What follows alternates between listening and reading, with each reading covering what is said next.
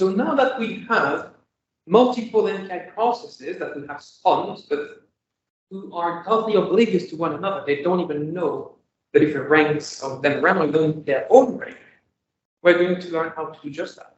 So, and I call it anyone rank. So I mentioned the MPI rank. So a rank is nothing special, it's the identifier of an MPI process and a communicator. Okay? Like all identifiers, like in any database, it has to be unique. So you will never have two MPI processes having the same rank. It cannot happen. And it cannot be null. In other words, you cannot have an MPI process not having a rank. We're going to exclude MPI process not one. Yeah. That's the problem with introductory talks, is I have to take some liberty with some technicalities. Oh, and if we are, for example, 4 MPI processes, the ranks will be between 0 and 3. It will not be 4 totally random numbers disconnected. It's always starting from 0 to the max size minus 1. So we're going to see the first MPI routine, which is the one actually giving you meaning the MPI process that is calling that routine, how to get its rank. So now you see that we have a communicator passed as the first argument. So this is the communicator we are talking about. In these workshops, it will always be MPI world. Just know that we can create sub-communicators. It's exactly like in the room, we have certain identifiers, we can give little tags to everybody, but nationwide, you have your national ID, and in the world, you have a passport ID, so it's different IDs based on which level you look at. But again, today, no such thing, just a single level, which is everybody. And then the variable in which you're going to store the rank of that calling MPI process. So these are the bindings in C and Fortran. Again, whether you see Fortran, it should seem pretty standard, like common. In C, you just pass a pointer or the integer, and in Fortran, you pass by reference, you just pass your integer variable. You can see that the type of the communicator is MPI com. That's it. You don't even need to know what's in it. It's just the type of the communicator. MPI com. Dot. You pass it the same way you would pass an int or double or float or real, anything you want. You just pass this opaque object. Okay? And the second routine we're going to learn to begin with, now that you can know your own rank, it's going to know how many MPI processes have been spawned. And that is to get what we call the communicator size. The communicator size is how many MPI processes there are in this communicator. And remember, by default, MPI run MPI init will create for you a communicator called MPI com world, which contains all the MPI processes that you spawn. So if we get the MPI com size of that communicator, then we get the total number of MPI processes we have spawned. Okay? So the communicator considered and the variable in which we're going to store the size that we have just retrieved. Again, the bindings are nothing special here. A pointer on the integer for C and the size passed as a reference in Fortran. Okay? Now that we know this, we can do the MPI hello world, which is for the people who are here on Friday, equivalent to the OpenMP hello world. What we're going to have is in OpenMP, we were having each thread printing I am thread, my thread ID, we are, and the number of threads there were. In MPI, we will do the same thing. I am the MPI process, my rank, and we are the number of MPI processes in MPI combo. Make sense? So far, so good. Let's try that. Is it this one? Oh, yeah. So I was getting an error. Is that correct? Right. Okay, I'll try because. All right, so it just got undeliverable. What was the first thing we had to do in our MPI programs? It's always I've got exactly always like MPI things. It's called MPI image. Yes. But so those numbers are right. And in C, What is that? the pointer E. So that's always. There we go. Now. There we go. Okay. So. Before going any further, the final thing we need to do in our MPI program always is the very final thing we need to do. The one we've practiced. Doing it and you finalize. Finalize, yes. Once we have these two, then we know our program Mystery solved. set will launch I should have properly, seen and that. we'll finalize properly I should have seen this. and put more things in it.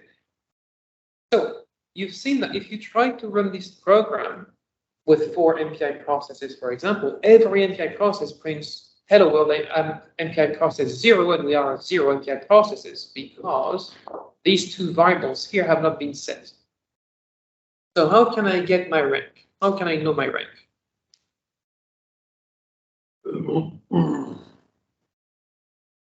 There's a function we can call so that the MPI process can know. MPI comma. Yes. So it takes 2 arguments. It takes the communicator and it takes the variable in which we are going to store the rank retrieved. So here, the communicator is MPI comwell. Yes. We don't think of anything else for now. And the variable in which we are going to store our rank is this variable. Okay, so far so good? Make sense? Now, that's half the job done. The other half is to get the communicator size right so that we can know how many MPI processes we have. And for this, we need to call a different function, which is the function. Very similar. Yeah, the function. Wrong side. Yes, the functions are named very conveniently. If you want the rank, rank. If you want the size, size. MPI com size. Same approach in the arguments. The first one is the communicator, so MPI com well. Up.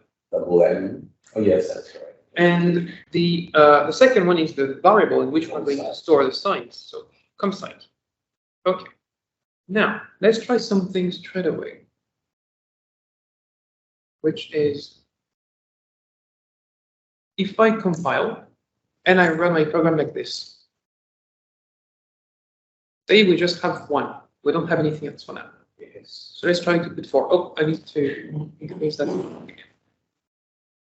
Okay, so we have the line return in the right place.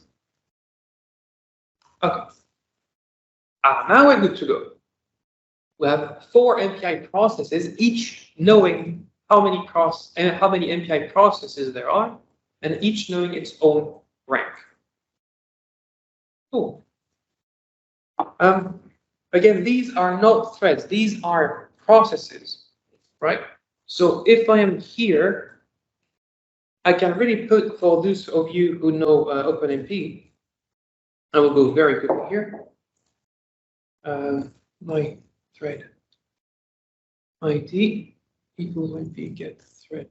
Now, if you don't know OpenMP, don't worry about it for now. MPI process. Thread.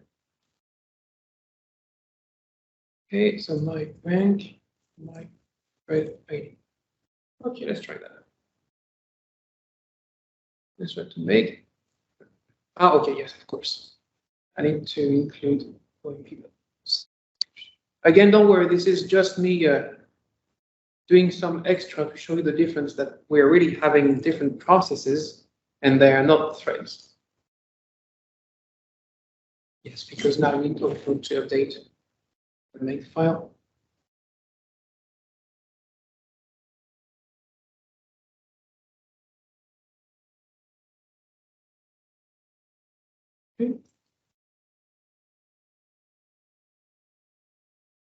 Okay, and here you can see that one MPI process can have many threads.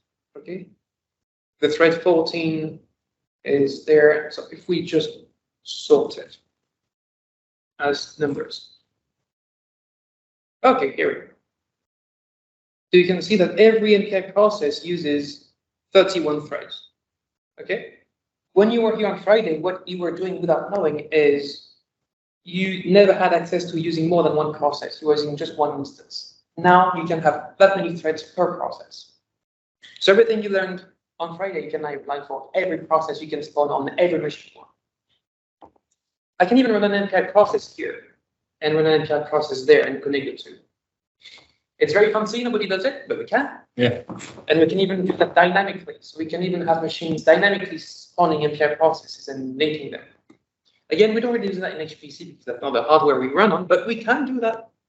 I love doing this. Anyway, so For hello. those on the line, he was looking at his phone, right? So looking at, he's saying you could spawn them off of here. Yes, Yeah. you can spawn it off MPI processes across any sort of device, and then try to across TCP/IP, so the standard network, can try to send packets to some other processes running. As long as they kind of know that they should be receiving things, then it's fine. It's just ends up being slow and also very hard to coordinate to spawn the initial communicators. So you can have a laptop talk to a mobile phone, talk to an oven that has Wi-Fi or something like that running in an MPI process. Yeah, by the way, an important nuance. I never said it was easy. I said it could be done. But yeah, we can do this. Okay, so does it make sense to everybody what was just there, or is someone totally lost? That was the hello world in MPI. Yes, I see some thumbs up. 10:01, right on time, we can even slow down a bit. Cool, well, if everything is fine, then we can go to the actual message sending after that, because I talked about message passing interface, and so far we exchanged nothing. We just had MPI processes printing their ring and printing the total number of MPI processes there were, but that's it. So now we're going to actually get into the core of MPI. Sending, receiving messages. So, as I said, in MPI, the MPI processes can be put on the same machine, which is what we did. Actually, we were on the same machine. Or they can be on different machines. So we can no longer assume they can physically share memory. So when they communicate, we must use these messages, which can be put into a packet on the network. So this is why now we have to really no longer assume that we can share memory like this.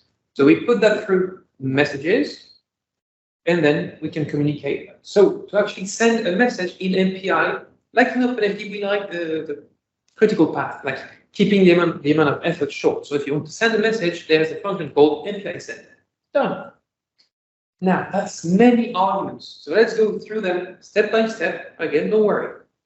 The first one is going to be the actual data we want to send. So in C, the pointer to whatever variable you would like to send, even if it's an array or something. In Fortran, just as the variable bioethics. Okay. Now we have these two coming here, count and data type. The same way in C, for example, or in Fortran, when you declare an array, you have to do the type of the array, so that when you want to access the second element, we know by how many bytes we need to jump. In MPI, when you send a message, you need to say what's in it. Is it a message that contains 3 integers, or 4 doubles, or 15 characters? So this is what we're going to say here. Count is the number of elements that you have in your buffer. And data type is the type of an element. So is it 3 integers, again, 4 doubles, and so on. These what these two cover. Okay? Now we need to know where or to whom we would like to send this message. So we need the rank. This is where the rank becomes important. It becomes important. This is the rank of the recipient. In the communicator we're talking about. Again, here today on the MPI world, but in more complex programs, you may deal with multiple communicators. Anyway, before that, we have a tag which I'm going to come back on in a minute. And you have the communicator. So far, so good? So I want to send this variable, it's 1 integer to MPI process 13 with a tag of 0. We're going to see what it means in a second. In this communicator, MPI comma. Make sense? Okay. So the bindings in C, the buffer is a pointer of anything you want. If it's a pointer of integer, double, that's fine. The count is an integer. Nothing special here. The data type is a type MPI data type. We're going to explain why in a second. The recipient rank, you already know the rank is just an integer, nothing special. The tag is an integer, nothing special. I'm going to explain what the tag is, don't worry. And the communicator will already know it's an MPI com. Okay? When you see these opaque structures, MPI data type, MPI com, don't worry about it. They just are structures, there's nothing magic. They're exactly the same structures that you would make yourself in your program, but they are kept opaque so that you manipulate them using the functions designed to manipulate them. You don't try to manually open them and set things up yourself. In Fortran, it looks a bit scary, but there's not much difference anyway. A buffer is a pointer in anything. Count is an integer. Data type is an MPI data type. Recipient integer. Tag integer. Communicator MPI com. And the error message integer often, if you want. This is one reason I can take 2 seconds to talk about this. This is one reason I only teach Fortran 2008, because in Fortran 19, everything is integers. So an MPI data type is an integer, an MPI com is an integer, and it makes everything much harder to learn, especially when you teach C and Fortran at the same time, because C people get these very nice structures. You have an MPI com, you have an MPI data type, and in Fortran, everything is integers. It's very hard to keep up with this. And with different sizes and things like this. In Fortran, the binding has been improved, and now we have actual MPI types that match that of C. So it makes C and Fortran 2008 very much more aligned, so easier to learn as well. I mentioned data types, the MPI data type. This is what I mean by this. It's just constants, okay? No magic here, they're just constants. Plus something behind this, which are going to describe a character, okay?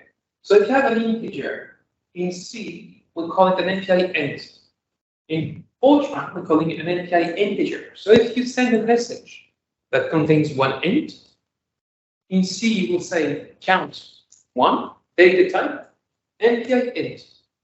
In Fortran, count 1, data type, MPI integer. Okay? And this will be used by the sender to know how many bytes take from the address you gave. And in the recipient, it will know where to put the bytes that are being received. If it's one integer, it knows that it has, assuming 4 bytes, it's probably the most common size map for an integer. So it will take the 4 bytes and put it in the variable you passed. We are not going to cover something called derived data types, which is where you create your own data types. You can start to create very interesting things.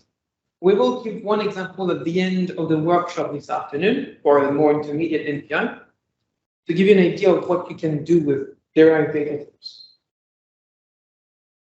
The bindings, C and Fortran. If you want to have a look at how to send an actual message, in C, I declare an array of 3 integers. I set the rank of my recipient to 1, that's it, with a tag of 0. I'm going to explain what a tag is. So you pass your variable, 3 integers, to that rank with that tag, MPI convol.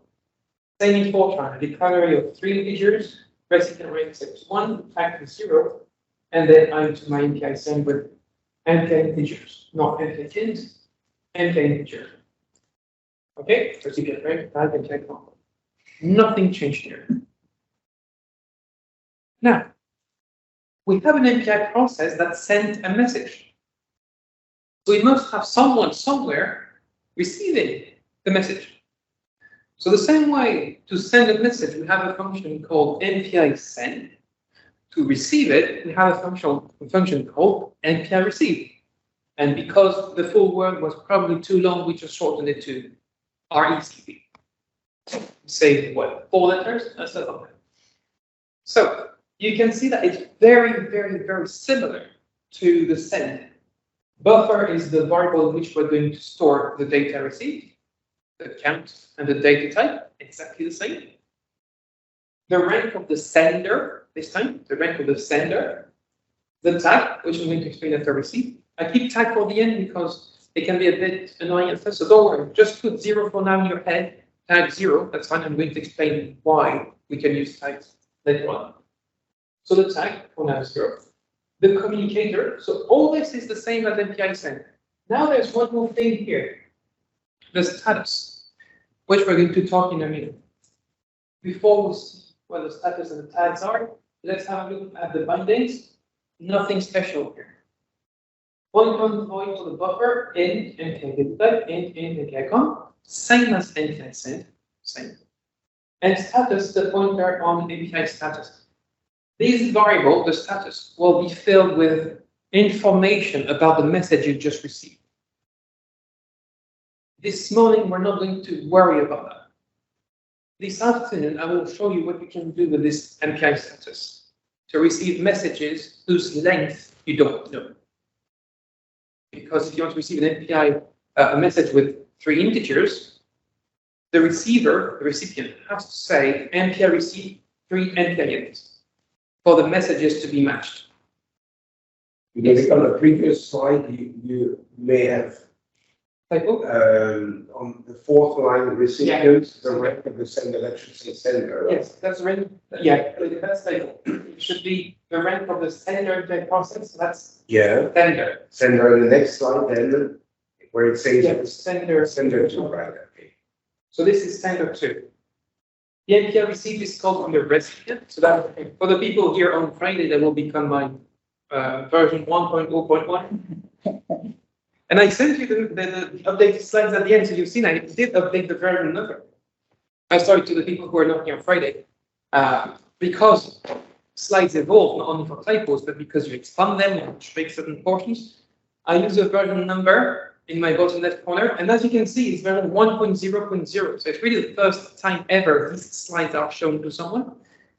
And now that there's a typo, there will be a 101 at the end of this. So yes. So everyone is challenged to find typos and errors. Yes. But I love this because then it makes my slides ironclad when I keep them Absolutely. clean. But yeah, the other slides for the OpenMP went through 4 iterations before that. These ones are the first one, and it's 125 slides here and more or less 120 something for the other workshops. I think these 4 Scare people off. Nothing. We want 50 slides through. That's the thing. It goes very They go fast. Yeah. and I have to keep you busy for 3 hours. So, excluding the typo here, which is the rank of the sender, because we are the recipient, the rest is the same. For the status, I will come back to this in a second. Don't worry. First, I'll just show the 4 times binding to be fair. All these are the same. Okay, the first until the status, they're all the same. And the status is of type MPI status, the same than the C. Nothing changes. Okay? Just so you know very quickly, in the status, this is an object that the MPI runtime environment is going to fill when it receives the message. It's going to fill it with these 3 information: the rank of the sender, the tag of the message, and whether there has been an error receiving this message. Now, for now, again, we're not going to bother about this. So if you don't have a use for the status object, you can just pass MPI status ignore. When the MPI runtime will see this, it will not even bother trying to fill a status object. So effectively, it will save a little time. Not hours, but it will still save some time because you're just told the MPI runtime, don't fill this, I won't use it anyway. Which I like this. I wish many more functions were designed this. If you pass arguments that you're not going to use, don't pass them. Or pass something that says combo. Anyway, I've made you wait long enough for the tags. So, tag. Tags can be used. So tags are an additional integer you pass to the message. So you can see it as an envelope. You send a letter to someone, and the tag is the stamp you use. Okay? Stamp with a name, stamp. Stamp is stamp. So the stamp. You can see the tag as, for example, as the color of the stamp. Okay, so this type of additional information, you have to put a stamp anyway, but you can still change the color. And you could use this color as a means to distinguish this letter from other letters from something.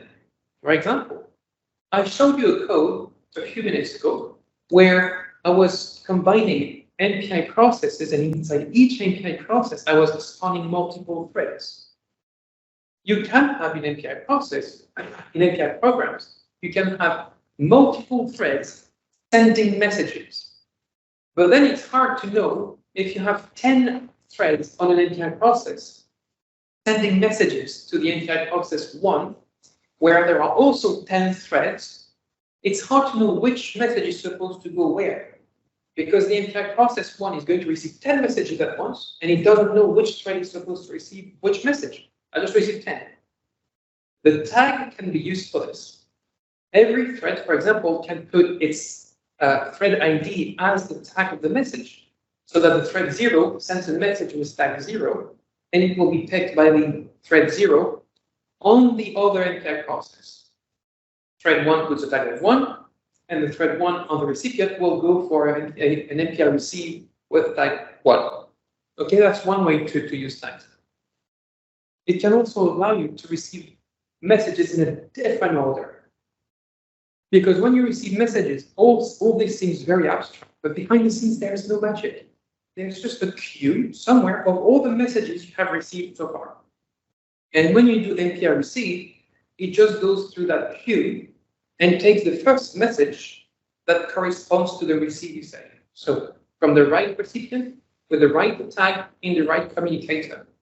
That's all it does. Sometimes you may want to have messages that are of a higher importance. So you may want to use some specific tag that says, oh, this message, if you receive that, do it first. So it can be useful. And you can also use it as a Pawsey value, which is used in distributed systems to inform a system, to inform a worker to stop working. Like, I don't have any more work to do, so I send you a very specific value that you know means stop. There's nothing more coming. So the matching rules is what I just said. How to know which message should be taken by the MPI. It compares the rank, the tag, and the com. And once you have everything you need, you're good. I mentioned MPI any tag and MPI any source because sometimes you're not even restricting who you're receiving from. You're saying, okay, I will receive a message from anyone. If it's from MPI process 2, okay. If it's from MPI process 4, okay, that's fine. Anyway, for now, we're good too. Here is an example of how you can get a tag or the source using the status object. Okay, whether it's in C or Fortran, you can get it the same way. But again, for now, we're not going to worry much about this. Let's try to have some fun now that you know how to send and receive a message, and then we're going to even more fun.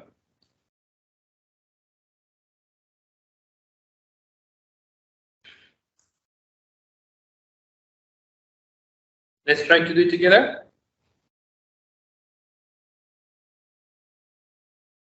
So, before we do anything else, what should we do in our MPI programs? Slides. Yes, using which function? Yeah, inits. Yes.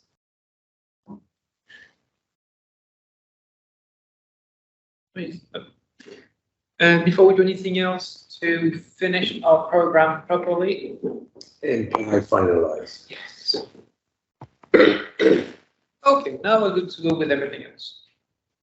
So we need to get our rank, because otherwise, if I do my rank equals 0, I don't know what's going to happen because I don't know which value is going to be in this variable. So how do we get our rank? It starts with MPI underscore. That I can guarantee. Comrank. Yes. We need to pass 2 arguments. The first one is the communicator we're talking about, but in our case, it's always MPI comwell, so we don't worry about that. And then the pointer on the variable we want. Okay, so now we have our rank in this variable. Fine. Now we need to declare an integer with value 1, 2, 3. Okay, so I can take care of the initialization for you. Okay, how do we send it to MPI process 1? MPI send. MPI send. And now that's where the scary part happens because we have many arguments to pass. So So the first one is, value. yes, a pointer on the variable we want to send. Then it's the count. How many integers do we have here? 1. 1. The data type is an integer, so the corresponding MPI constant is MPI 8. yes. Then comes the rank of the recipient, which is in this case is 1. yes. Then the tag, we said we don't bother right now. 0 will be fine. Okay. And finally, the last argument of send is It's the the communicator, yes, which in our case MPI can't will. Because a rank only makes sense in a given communicator, so we need to know which communicator we're talking about. Now, so that is it for the sender. So in Fortran, you have to type integer, okay? Not MPI int, but MPI integer. Now, to receive it, we need to declare the variable and then MPI receiving D. So in which variable are we going to store the value? How many elements are we going to receive? 1. 1, yes. What is going to be the type of these elements? Integer. Yes. What's the rank of the sender? 0. Yes. The tag we said 0. The communicator. Let me put that in variables so that it's easier to read. Okay, so put the tag here. Okay. They come well. And we have one more argument in MPI receive that we have in MPI send. Which one is it? Status. Yes. Since we don't need it, we can just pass MPI status in. If you were really interested in what's in the MPI status, you can declare it just like that. And then you pass in Fortran, just pass it by reference. In C, you just pass the address, and that's it. Okay. So now let's do a print on the value we just received, and normally we should see 1, 2, 3. Okay, value. Let's try to compile that.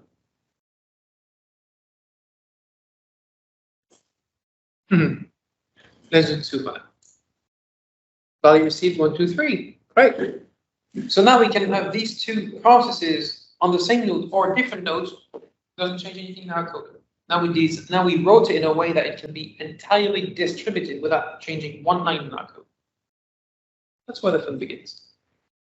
Now the second part is, okay, we managed to send a variable that is made of 1 integer. Let's try now to send an array of integers. So declaring the array, I can take care of this for you. 0, 3, okay. So now we need to send using the same function. Okay, so now the variable you want to send is values. So in C, you can just do that. If you want to make it more clear, we are talking about the address of the first element in that array.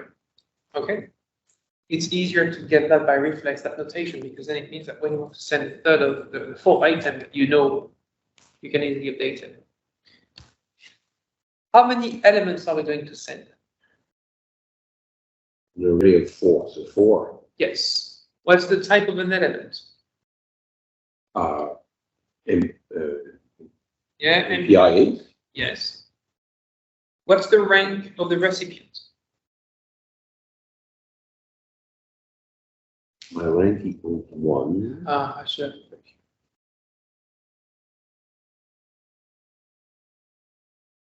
Because we have two MPI processes, 0 and 1, so they keep sending messages to each other. So if we are the MPI process 1, There is 0. yes. What's the tag? Well, sorry. Yeah, 0. Well, let's put 0. And the communicator we are talking about. Okay. What about tag 789? What about, sorry? Oh, yes, sorry. Using tag 789. Oh, great. I'm making use tags. Perfect. So let's use tag 789. Great. Without restricting the tag. Okay. Well, then let's do this. So I'm going to allocate the array for 4 integers. Okay. How do I receive the message? Which function do I need to call? MPI receive, RECV. Yes. So the variable in which we're going to store everything is this value. How many elements am I going to receive? 4. What's the type of an element? MPI int. Yes. What's the rank of the sender? 0. Actually, in this case, we swap them for the second one. Because I'm someone sneaky and I want to create deadlocks. I'm going to show you in a second what the deadlock is. Okay, now we don't want to restrict the tag. I'm not supposed to know that the tag is going to be 789. But I know there is a tag value that will be set.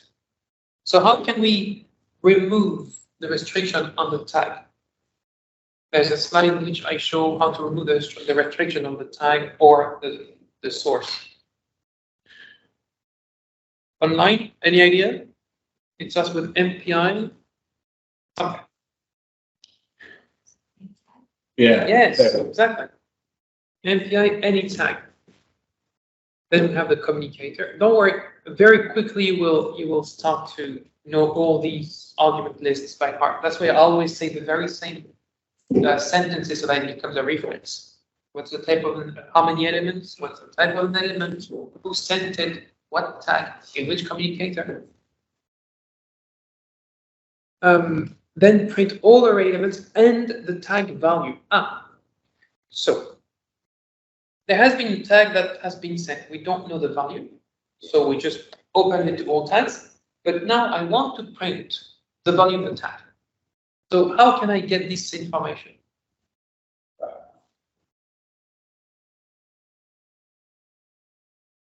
Online, any idea?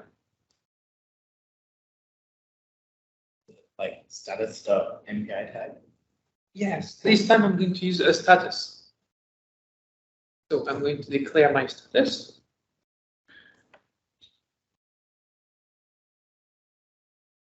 Okay, I'm going to pass a pointer on that status. And the tag is going to be my status.mpi tag. Okay, let's do a printf and see if the thing works. So values received. This, and this tag. This. Let's try that. So values 0.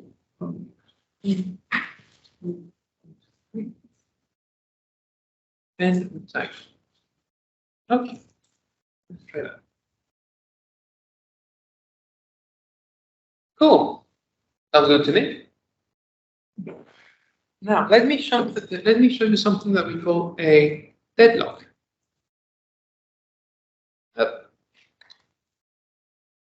So now I'm going to send the rank of the sender for the MPI receive as 1. I need to recompile this. So now, the first send went through, but the second didn't. The reason is, now we are in a situation where I am the MPI process rank 1, MPI process 1. I sent a message to the MPI process 0. And the MPI process 0 said, oh, I'm receiving a message from process 0. So the problem is, it's waiting from the wrong MPI process. So I'm here. It's like if I was passing something to Pascal, but Pascal was waiting for someone on his right to send him an object. So I'm like this, and Pascal is waiting on the other side like that, in this direction. So basically now we're deadlocked because I'm waiting for him to look at me, but he's waiting for someone here to look at X.